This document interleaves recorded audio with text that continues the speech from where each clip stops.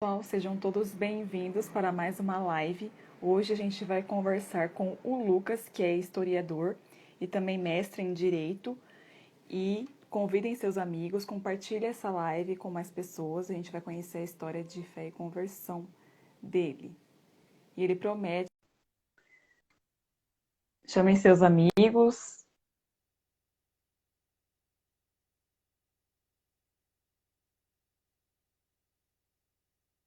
Mandei aqui o convite para ele. Vou mandar de novo, parece que... Já mandei, Lucas. É só você aceitar.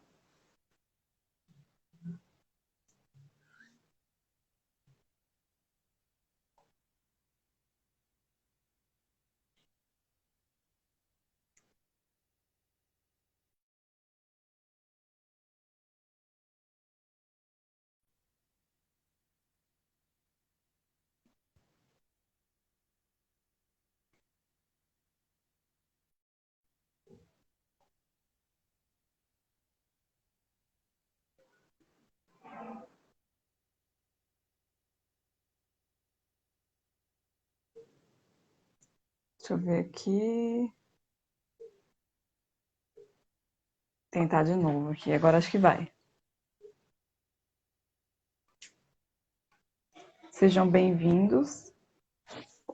Oi, Oi, boa Thaisa. noite. Tudo bem? Boa noite, Tudo e joia? você? Não tô te ouvindo, não. Tá me ouvindo agora? Agora tô. Agora Ah, tá que ok. bom. Tudo bem?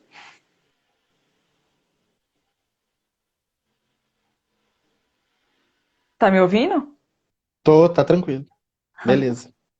Então, Lucas, primeiro, muito obrigada, viu, por ter aceitado o convite e pela disponibilidade, pela prontidão. Eu te chamei porque gostei muito do seu perfil, do seu trabalho aqui, e aproveito também para recomendar para as pessoas que te acompanham, que me acompanham, que sigam a sua página. Um conteúdo muito rico e queria Obrigado. e por isso eu queria conhecer mais a sua história, né? Quem é você e por que surgiu, né? Esse interesse de compartilhar a fé católica, de onde surgiu, como começou. Então, pode contar, fica à vontade, pode começar. Beleza. Uma honra para mim, na verdade. Obrigado pelo convite, obrigado pelo interesse. Que bom que você tem gostado do que eu tenho, do trabalho que eu tenho feito, né? Desde o começo desse ano, desde o finalzinho de dezembro, que eu comecei a fazer um trabalho de história da igreja aqui no Instagram, né? Eu dou Foi aulas no ao final de vivo de história da dezembro? igreja também. Foi no finalzinho de dezembro, virado do ano. É, E eu também dou aulas ao vivo de história da igreja, todas as terças-feiras, né? Inclusive, semana que vem, você está sabendo, né? Eu vou fazer uma jornada chamada O Tesouro Oculto da Fé Católica, para mostrar para as pessoas, né, que a Igreja Católica é a igreja dos primeiros séculos, né? Muita gente tem essa dificuldade de compreensão.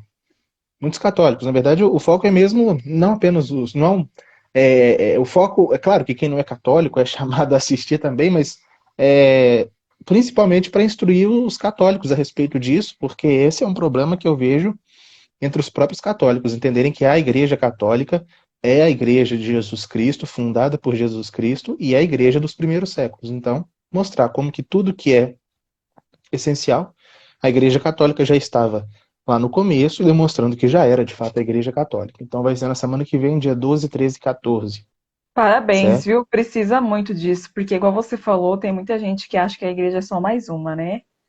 Uhum. Dentre todas, né? E Então, as o pessoal, pessoas vocês acham que estão aquilo aí. que. Uhum.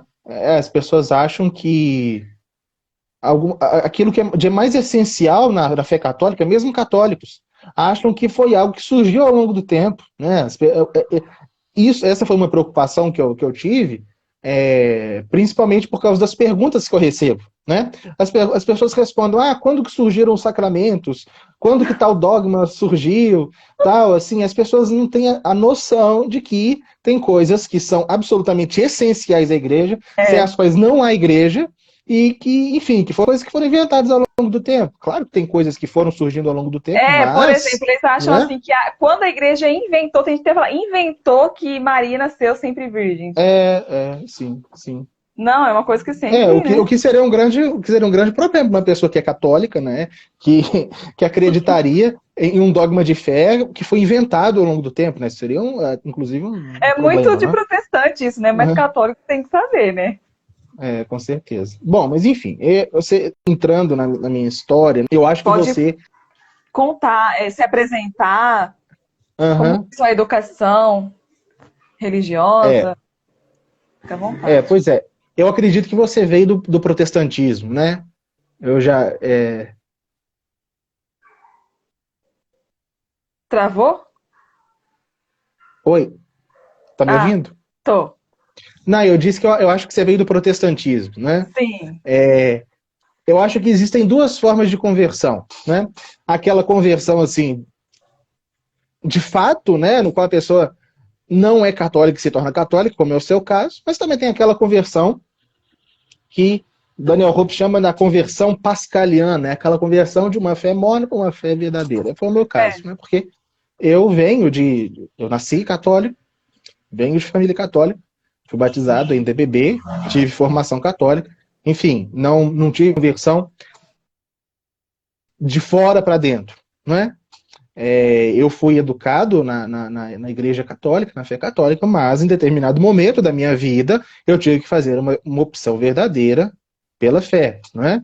É, eu nunca, em nenhum momento na minha vida, eu disse que não era católico ou neguei a fé, não, pelo contrário, eu sempre me considerei católico, mas houve um momento da minha vida, quando eu tinha 19 anos, que eu comecei de fato a perceber que ser católico era mais do que eu achava que era, né? Que era mais do que de uma adesão exterior e formal, né? Mas uma adesão interior, sobretudo, né?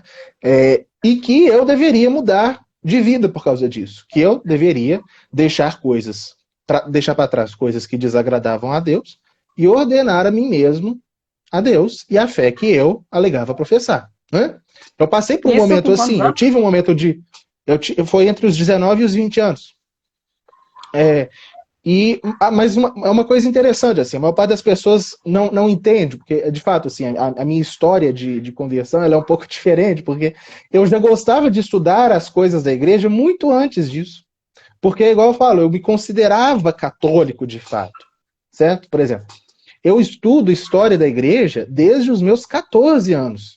Porque eu sempre gostei de história e gostava de estudar as coisas da igreja. E quando juntou os dois, história da igreja, comecei a estudar. Então, eu estudo a história da igreja desde os 14 anos. Quando eu me converti de fato, eu já conhecia a história da igreja há muito tempo. E foi, inclusive, muito do estudo da história da igreja que me levou a uma conversão verdadeira. Certo? Então, o modo da minha história é mais ou menos essa. Claro que foi um processo longo, desde o momento em que eu tinha lá meus 19 anos, foi inclusive um acontecimento um tanto. Enfim, dá para ver a mão de Deus. É algo assim que poderia não ter dado em nada, mas que foi o primeiro caminho para a minha conversão verdadeira. Foi o seguinte: eu estava numa livraria,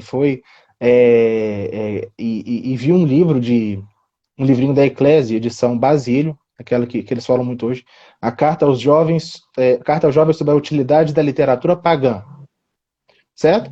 Eu comprei esse livro que eu achei interessante. Eu sempre gostei de estudar, sempre gostei de ler, e eu já conhecia São Basílio, porque eu estudava a história da igreja já há muitos anos, eu sabia quem era, e comprei esse livro, só que no final dele tem duas, nessa edição da Eclésia mesmo, tem duas ou mais, eu não lembro de duas, homilias de São Basílio, e uma delas é sobre o desapego das coisas mundanas.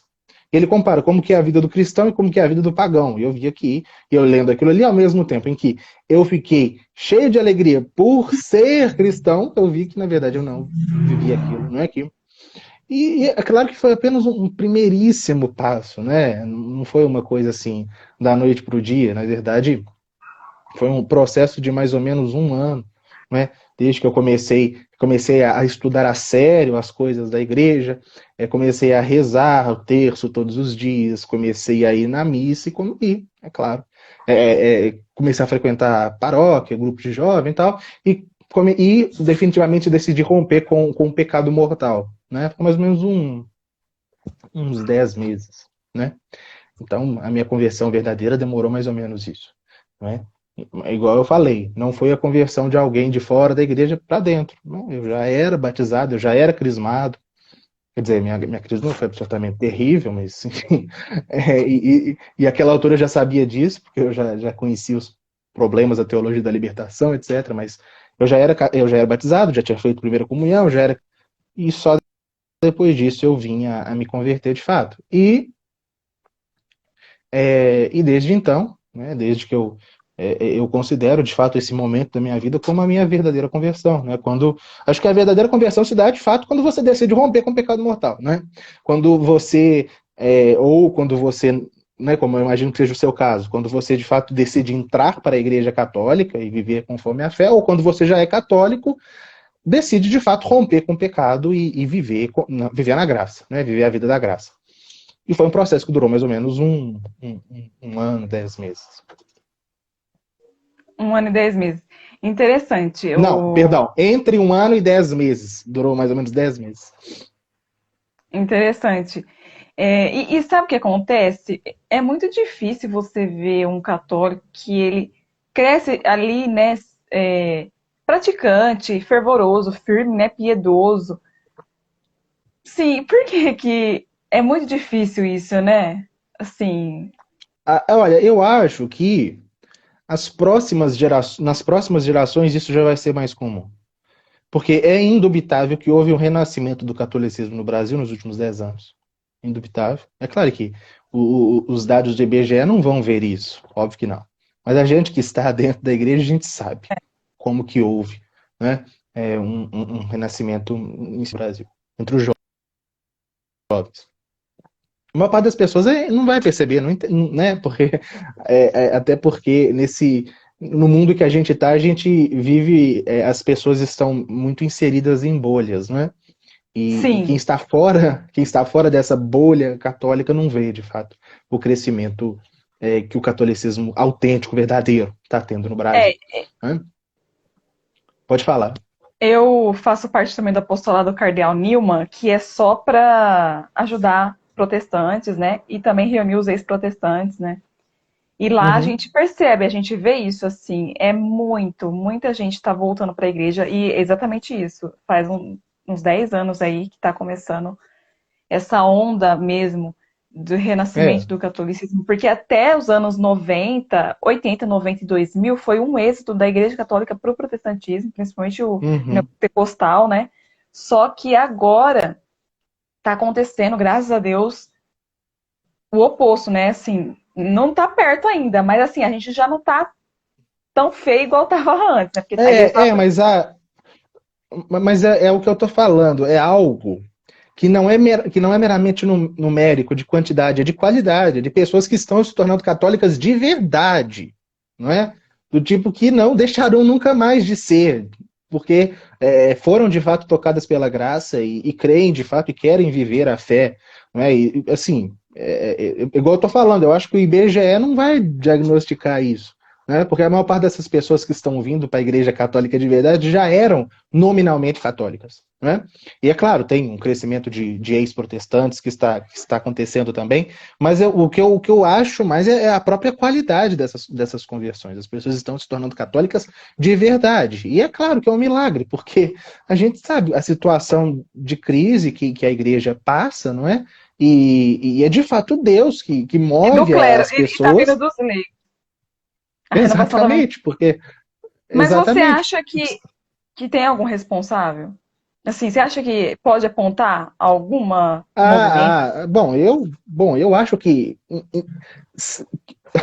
eu acho que ninguém, ou ao menos indiretamente, nesse processo não passou pelo Padre Paulo Ricardo. Eu acho que isso não existe, Eu né? sabia que você ia falar. Acho que não, É não existe. Eu acho que impossível não mesmo, ter.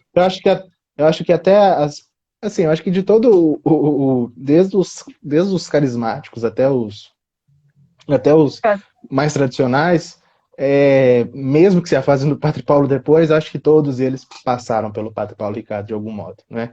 Não que ele foi diretamente, assim, de muita gente, sim, da maior parte das pessoas, sim, mas indiretamente eu acho que ele é o nome, que ele é a pessoa que Deus utilizou para isso. É. Eu acho que não tem como ter dúvida disso, né? E também muito, É, mesmo aqueles que não gostam, né? Tudo bem, do Olavo, mas também tem muito também a. Não porque o Olavo faça algum proselitismo, ele não faz, né? Mas a pessoa acaba estudando a filosofia e acaba se aproximando da igreja também, né? eu colocaria assim, se para apontar uma pessoa, eu apontaria o Padre Paulo Ricardo mesmo, né? Eu acho que não tem ninguém que indiretamente não passou por ele, né? Às vezes foi levado à igreja por alguma iniciativa que germinou do apostolado do Padre Paulo Ricardo, né? Então mas o que eu estava falando é que é indubitável que de uns 10 anos para cá aconteceu um renascimento no catolicismo no Brasil. Por que eu estou falando isso? Por causa daquela pergunta que você colocou, né? As pessoas era muito difícil as pessoas nascerem na igreja e manterem a fé, né? A prova dos nossos Sim. filhos já vai ser bem diferente, porque já vão as pessoas já vão nascer em famílias católicas, não apenas nominalmente, ou não apenas de católicos domingueiros, católicos que vão à missa no domingo apenas, mas católicos que vivem a fé todos os dias, que são católicos de fato, e que ensinam a fé com a profundidade que ela deve ser ensinada. Então eu acho que esse fenômeno que não existia agora vai passar a existir. Né? Agora famílias católicas autênticas surgem, tem muitas. Sim. Né? Então, e o que acontecia antes? Acontecia que as gerações anteriores estavam muito mal formadas. Né? Apesar de terem deixado, de nos terem legado, não no seu caso, né? Eu digo nós, de pessoas que nasceram católicas, né? Eu Apesar de nasci nos católica. terem. Ah, É você. pior que Ah, não sabia. nasci, minha família toda, meus pais foram os primeiros a irem para o protestantismo, tanto paterno e materno, Ah, tudo são católicos. E eles foram os primeiros entendi. a inovar. Entendi. Eles Vamos saíram. supor que seus pais continuassem na Mas você igreja percebe católica, que né? Pelo menos geralmente é a nominalmente. geração mesmo, assim, dos anos É, 60, 70 e 80 que foram para essa onda, né? Porque, assim, os meus avós eram bem convictos. E as minhas tias avós também.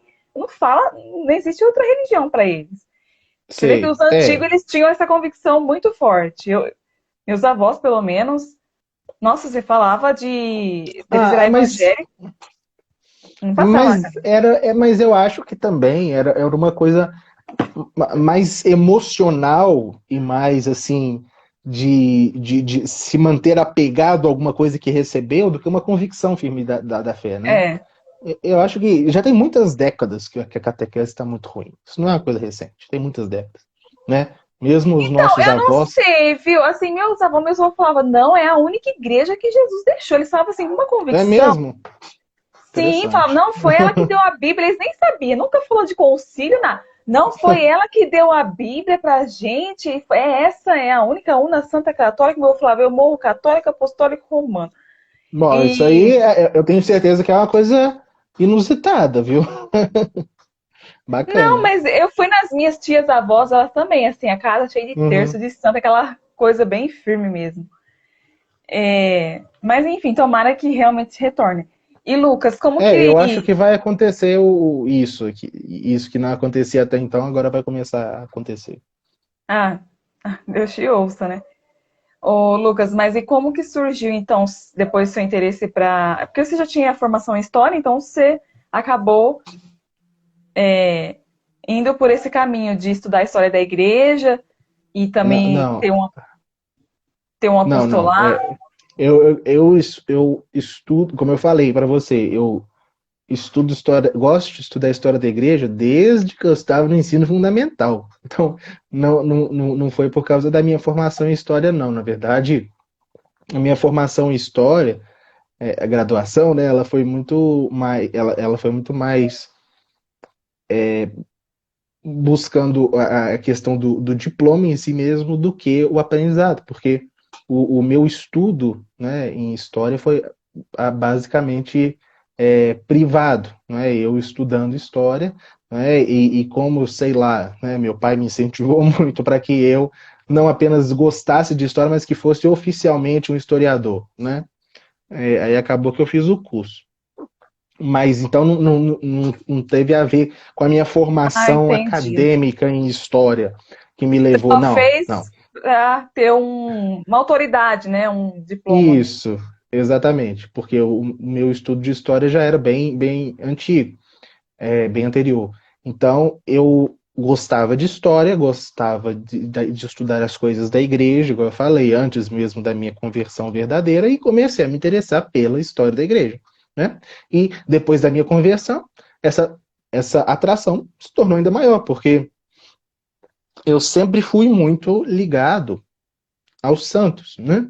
E Deus, pelo menos nos meus primeiros 2 anos de conversão, basicamente tudo que ele me falou de importante, que era necessário que eu assimilasse na minha vida, que eu mudasse na minha vida, foi através dos exemplos dos santos, dos ensinamentos de algum santo específico.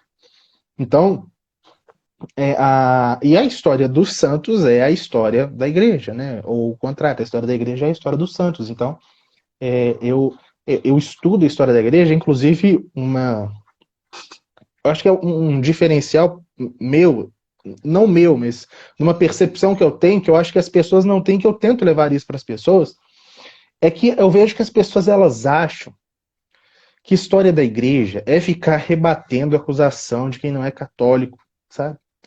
É ficar Isso aí é rebatendo a acusação. apologética, né? Exato. As pessoas acham que Não, a estudar a história da apologética igreja é saber. tem o Claro seu que é momento. importante, é importante, mas isso não é a história da igreja. As pessoas acham que a história da igreja são duas coisas: cruzadas e Inquisição. É isso a história da igreja para as pessoas. E não Resume é é. isso. E não é, porque elas levam aquilo que aprenderam na escola, porque na escola, de fato, a história da igreja é essas coisas aí, distorcidas, daquele jeito que a gente conhece, mas a história da igreja católica é aquilo, lá na Idade Média, com todos aqueles com todo aquele discurso que a gente sabe bem qual é. E as pessoas elas acham que história da igreja é ficar respondendo coisa dos inimigos da igreja. Isso aí é apenas uma parte. Eu enfatizo muito. O que E que é é, então, a esse. história da igreja, ô Lucas? Ah, pois é. E O que qual é é a a história da igreja? importância? E qual é a Pois é, o importância que é? da gente O que é a saber? história da igreja? Na jornada que eu vou fazer, vou dar umas pinceladas em relação a isso, né?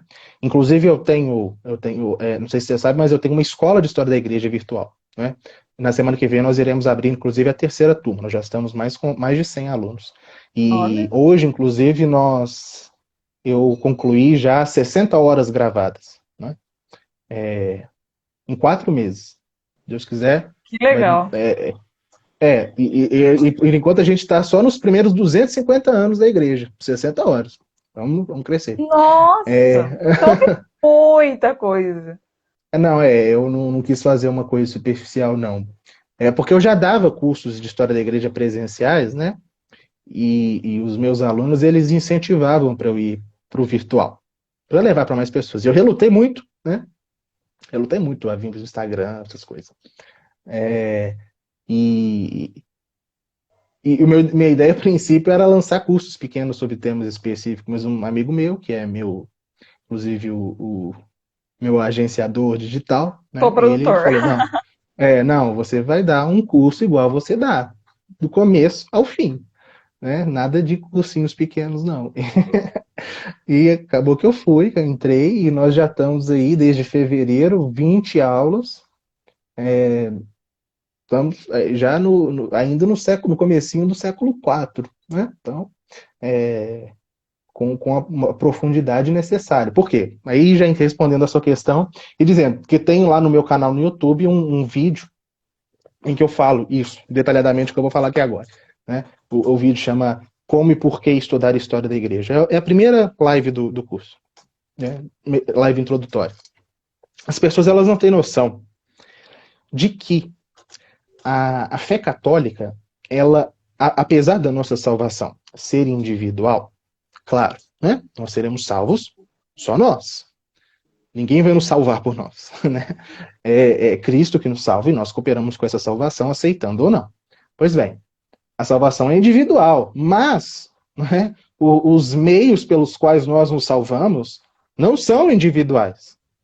É uma comunidade espiritual de milhões, de bilhões de almas vivas e mortas, que é a igreja. Um corpo, né? A nossa vida com Deus ultrapassa, transcende a nossa própria experiência individual, né? A nossa própria relação, se usa muito essa expressão, a nossa relação pessoal com Deus.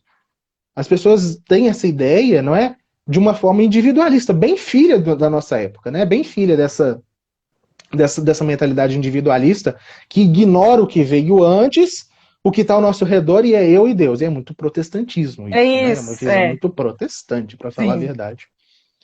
E as pessoas não têm noção de que, quando elas se tornam católicas, quando elas são batizadas, elas fazem parte de uma comunidade espiritual, de um corpo que a ultrapassa. E esse corpo é o corpo de Cristo, que é a igreja.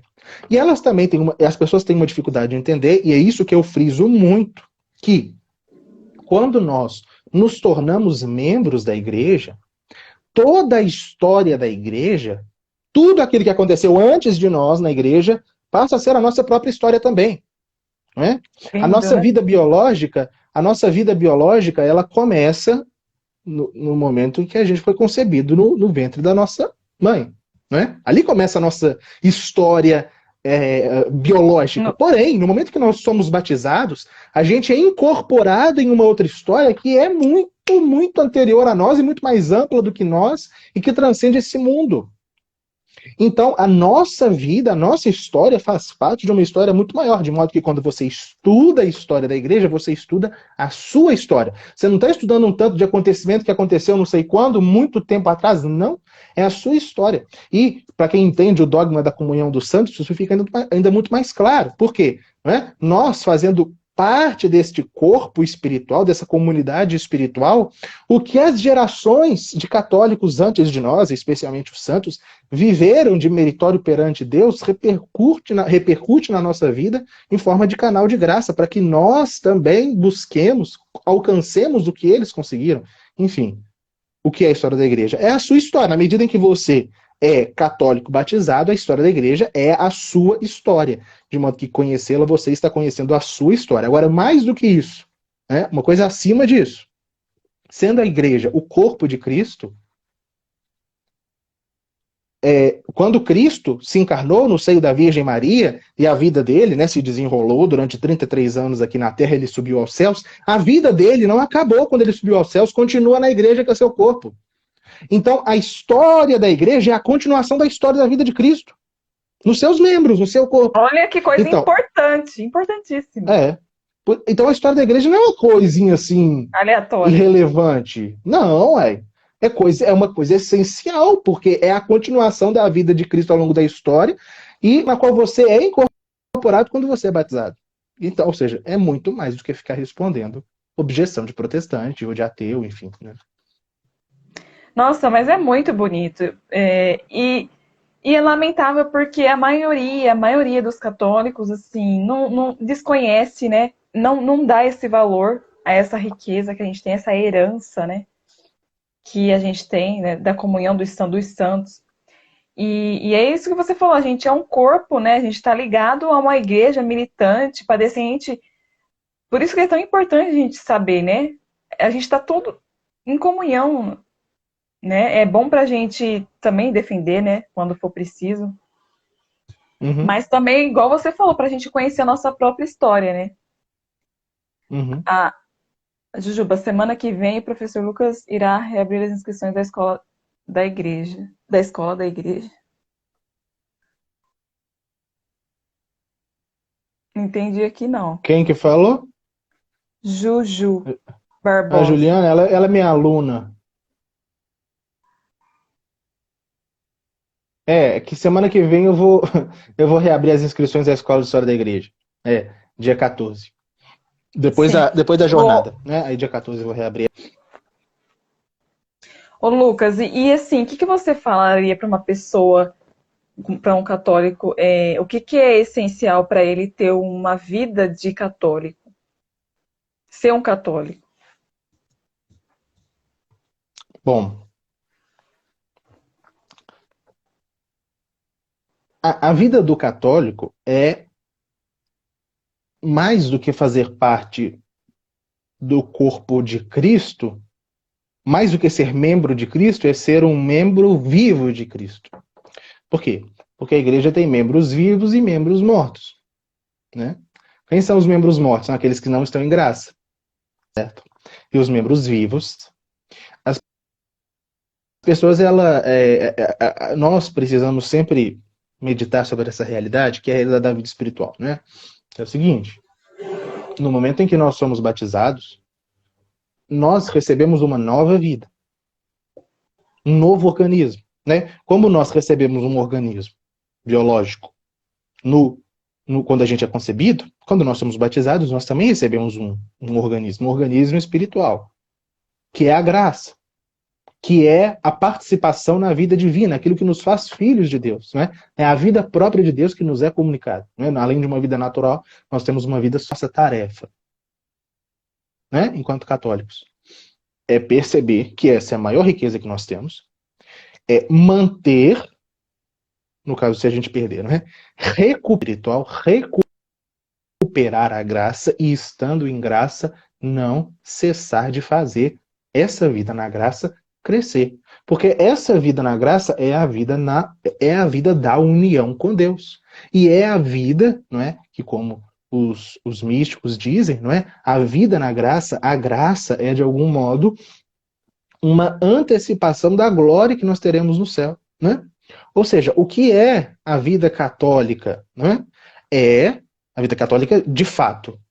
É a vida daquele que busca configurar a sua própria existência a Cristo, na graça. Portanto, o que é essencial, né, para ser católico? Amar a Deus, mas é um amor, não é? Amar a Deus, amar a Cristo ressuscitado que nos habita, mas é um amor que exige de nós que nós rompamos com tudo aquilo que nos afasta dele, ou seja, com o pecado mortal, não é? E que nós busquemos corresponder esse amor com obras de amor verdadeiro, não é? E a igreja nos ensina, não é? Que nós enquanto católicos, não é?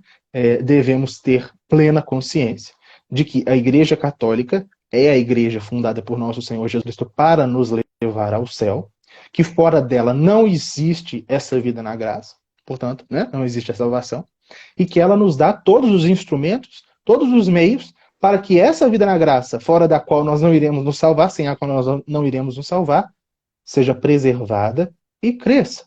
Um instrumento fundamental, é claro, os meios fundamentais são justamente os sacramentos, né?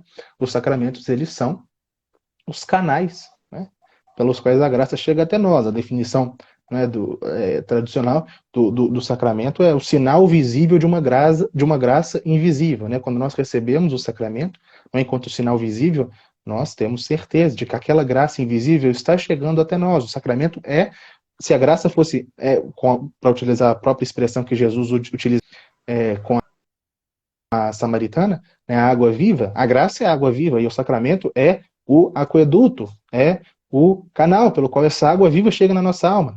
Então, o que nós precisamos para ser católicos de fato? Em primeiro lugar, em primeiríssimo lugar, tentando resumir aqui o que eu falei, crer de fato na igreja e crer no que a igreja ensina, porque ela é a igreja fundada por Cristo, e viver conforme os ensinamentos da igreja, ou seja, viver na graça, buscando crescer, fortalecer e aumentar, né, essa vida na graça em nós através dos instrumentos que a igreja nos dá, que nos foi deixado pelo próprio Cristo, né, em especial os sacramentos. Né, é o essencial E o que católico, crer no que a igreja ensina, cumprir, exatamente. né, os Muito bom.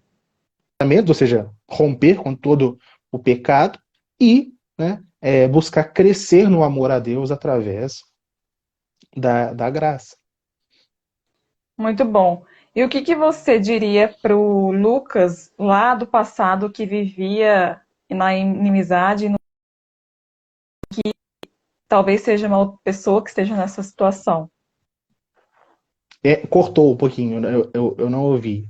Eu O vi. Você que que quer que eu você falaria pro diria Lucas? do passado que vivia na inimizade, no pecado mortal e que talvez a pessoa que esteja vendo a gente agora esteja nessa situação? O que que você falaria? Uhum.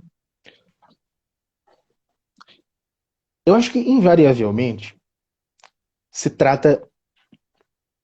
Quando a gente vive nesse estado, e mesmo que a gente creia, né? Porque quando a gente está em pecado mortal e continua católico, a gente não perde toda a graça, não é? A gente ainda tem um pouquinho que é a fé, né? A graça da fé e que nos possibilita que a gente rompa com o pecado e deixe o pecado e viva a vida na graça na plenitude, né? Toda vida de Deus, fora da graça, se trata de buscar a felicidade onde ela não está, né? Sempre é assim. É isso que eu falaria para mim e que eu falo para qualquer um. Você está colocando a sua felicidade onde ela não está.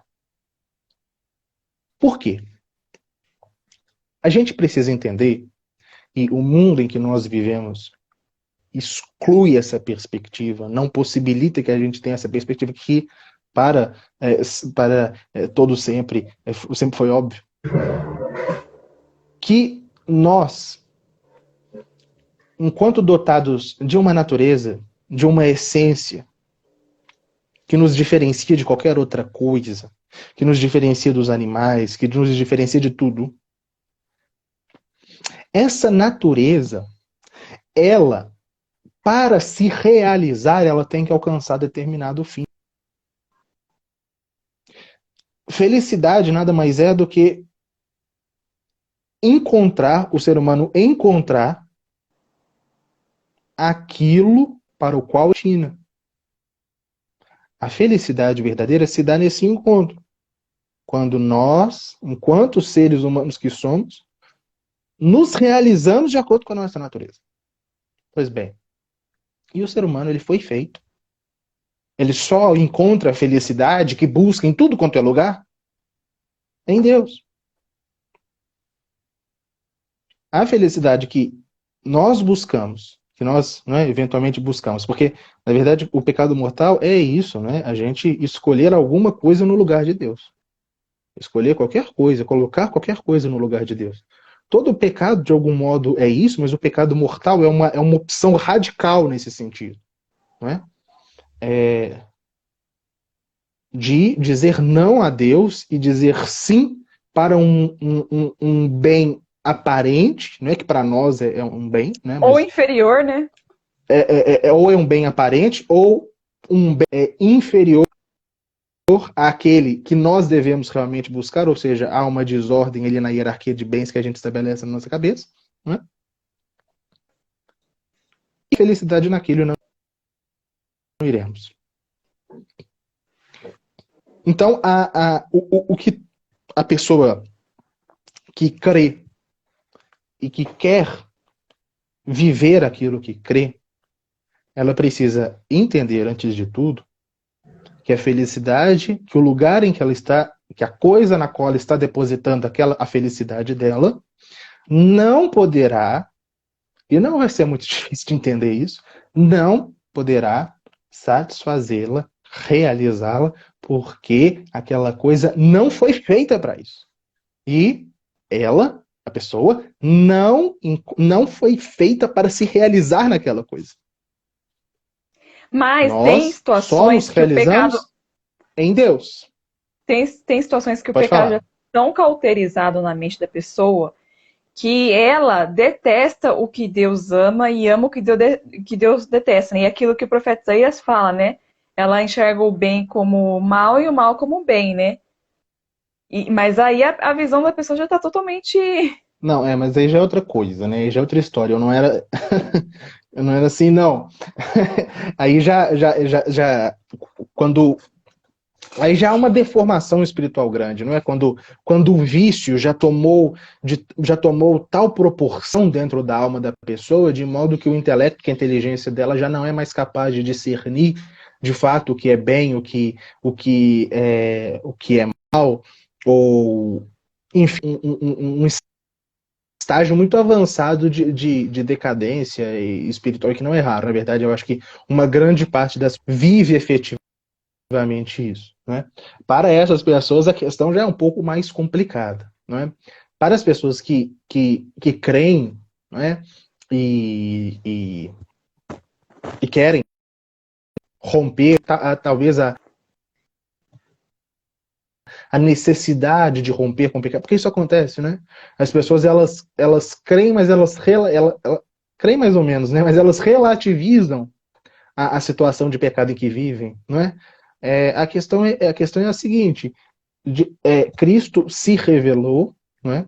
Cristo nos deixou a igreja para nos conduzir ao céu, e a igreja nos mostra qual é o caminho que nós devemos trilhar para alcançar o nosso fim. A moral não é uma coisa arbitrária, inventada pela cabeça de um ser humano. Não. A moral é justamente aquilo que nos aponta o que nós devemos fazer e o que nós não devemos fazer, tendo em vista os nossos fins. Então, é um simples, não tão simples, mas, na verdade, na prática não é tão simples, mas em teoria seria, analisar você enquanto ser humano, para que você existe, não é? Se você está pegado a determinado pecado, a desordem, porque todo pecado é desordem, não é? Uma certa análise, um certo raciocínio a respeito daquela desordem na qual a pessoa está mergulhada, ela perceberá que há uma desordem ali, não é? E ela precisa se convencer de que precisa da graça de Deus para romper com isso, porque nós, pela nossa própria força, não conseguimos, nós não somos pelagianos, nós não nos salvamos pelas nossas próprias forças, não, né? Nós não incorremos no erro de Lutero, mas também não incorremos no erro de Pelágio, né? Que é o extremo oposto, que a obra salva, que a pessoa salva-se por si mesma, não. Não é? Muitas vezes a gente não tem a noção da feiura do nosso pecado, então é necessário que a gente peça para Deus que nós de fato odiemos o nosso pecado, né? Pedir para Deus uma repulsa verdadeira pelo pecado e um amor verdadeiro por ele, pelas coisas dele, para aquilo pelo qual nós fomos feitos, né? E a expressão é de fato o ódio, né? As pessoas acham que o cristão não odeia. Não, o cristão odeia o pecado, odeia, não é? Porque o ódio é a extrema repugnância a algo, não é? Com o pecado, que é aquilo que mais repugna a Deus, Deus odeia o pecado, né? Deus odeia efetivamente o pecado, porque é aquilo que mais nos afasta dele, é aquilo que rompe com o plano dele para a nossa própria existência, enfim, ele odeia de fato o pecado e nós devemos odiar o pecado. E por isso que os santos, né, no começo de Filoteia, São Francisco de Sales coloca várias meditações a respeito dessas questões primordiais da fé, não é? A feiura do pecado, os novíssimos do homem, né? O inferno, o juízo, o purgatório, o paraíso, enfim, essas coisas a gente tem que meditar constantemente para que a gente se lembre, porque a gente se esquece da necessidade de fato romper e não transigir com tudo isso que nos afasta de Deus e pedir para ele efetivamente a graça de romper com o pecado e viver não uma vida de negação. Não é uma negação de algo, não. Um ato positivo de amor para com ele, né? E o amor dele não admite nenhum tipo de mancha, ainda mais uma mancha tão grave como o pecado mortal. Muito bem. Ô, Lucas, eu vou fazer só mais uma pergunta, se alguém quiser também fazer. A Terezinha falou assim: você é muito inteligente e consciente das coisas de Deus. O que você então falaria Obrigado. para o católico que é aquela coisa assim, né? Nem quente nem frio. Não que a gente seja, né, melhores, se colocando aqui como melhores, né? Longe disso. Mas porque, querendo ou não, esse tipo de católico, ele é o que mais afasta as pessoas, né? E aqueles que escandalizam, né? Porque, assim, eu, por exemplo, quando comecei a ver bons católicos e praticantes na internet, eu falei assim, isso é que é ser católico, assim, tão admirada que eu fiquei. Porque quando um católico, ele vive a fé dele, ele quando ele vive, né, fielmente, ele, assim, ele é muito mais radical que um evangélico e um protestante. Porque assim, É ele, mesmo? ele não, nossa, ele defende a família, ele defende a vida, ele é aberto à vida, e essas coisas assim são admiráveis. Não que eles não defendam, mas não é tanto quanto os católicos, né? Os católicos são muito ativistas nessas pautas, né? Contra o aborto e tal. Mas quando você não vê católico praticante, meu Deus do céu. Sim, é um negócio assim tenebroso, porque você acha que o catolicismo é o que você vê da maioria dos católicos, né, de IBGE. E o que Uhum. você diria então para esse tipo de católico que é nem quente nem frio, ele é morno? Bom, eu acho que esse tipo de católico aí, ele não é católico de verdade, né? Porque ele efetivamente não crê na igreja. A questão é justamente essa. Quando a gente não existe essa verdade, né? Não existe católico mais ou menos. Tudo que a Mas ele igreja tá ligado na igreja, né? ensina. Oi? Mas ele continua um católico morto, né, como você falou, né? Ah, sim, pois a questão é que ele precisa compreender, antes de tudo, a questão ali é, sobretudo, de adesão do intelecto dele, da inteligência dele, à verdade revelada por Deus à igreja. Então ele precisa crer na igreja. Precisa conhecer a igreja. Ele precisa ler o catecismo. Ele precisa meditar sobre as verdades de fé da igreja, porque, no final das contas, ele não crê na igreja. Quando ele se coloca em cima do muro, é, é, normalmente essas pessoas são aquelas que escolhem o que crer ou o que não crer, não é? Ou que é, não veem necessidade de viver o que a igreja ensina. Na verdade, essas pessoas elas não creem na igreja. E a fé católica, ela não é uma coisa parcial. Tudo bem que são poucas as pessoas que ensinam isso hoje, mas não tem problema. Mesmo que uma pessoa só fale, a verdade vai continuar sendo a verdade. E a verdade é que a Igreja Católica, a fé católica, ela não admite nenhum tipo de parcialidade. Ou a gente é ou a gente não é. Ou a gente crê em tudo que a igreja ensina, ou a gente não crê em nada. Não é? Então, no final das contas, essa pessoa precisa se converter e crer em nosso Senhor Jesus Cristo e na igreja. E o caminho para isso é, de fato, conhecer a igreja, ler o catecismo, procurar pessoas que, de fato, ensinam a doutrina e a fé da igreja. E aí ela vai perceber, né? Ela vai ver que ali está a verdade e perceberá que é necessário que ela configure a sua vida a essa verdade. Então, eu acho que para essas pessoas, a questão é, sobretudo, da inteligência mesmo, da adesão da inteligência à verdade revelada por Deus. Né? A igreja é a depositária de todas essas verdades e tudo que ela ensina enquanto doutrina de fé e moral deve ser por nós crido. Essas pessoas provavelmente não creem nisso, então elas precisam crer, elas precisam conhecer a Cristo e conhecer a igreja e aderir efetivamente com a sua inteligência, né, com essa potência superior da nossa alma, que é o intelecto, que é a inteligência, a verdade revelada por Deus, a igreja, e com a outra potência superior da alma, que é a vontade, buscar configurar a sua vida a essa verdade, buscando o bem, né, que a fé nos aponta, que é o verdadeiro bem. Então, no final das contas, é uma questão de buscar conhecer, de buscar crer, de procurar crescer na fé. Muito bom, Lucas. E é isso mesmo que você falou. Porque geralmente esses tipos, né, de pessoas, eles até frequentam a missa assim, todos os domingos e tal, mas ele pega e fala assim: ah, mas nessa parte aqui, nesse ponto, eu não acho que é assim, né? Isso que é duro, né? Ah, mas isso aqui já é demais, né? Não concordo, mas não é pra tanto. Mas, É, não é católico, né? pois é. Ô, Lucas, muito obrigada aqui pela sua participação. Gostei muito de conhecer sua história. Obrigado. E se alguém quiser tirar mais alguma dúvida, ou comigo, ou com o Lucas, fique à vontade para chamar no direct e perguntar se ficou algum ponto Uhum. ou alguma dúvida que queiram saber. Acompanhe o trabalho dele, que é muito bom para você conhecer a sua fé e a história da igreja e melhorar, né, cada vez mais como um católico. Uhum. Então é isso, Lucas. Obrigada.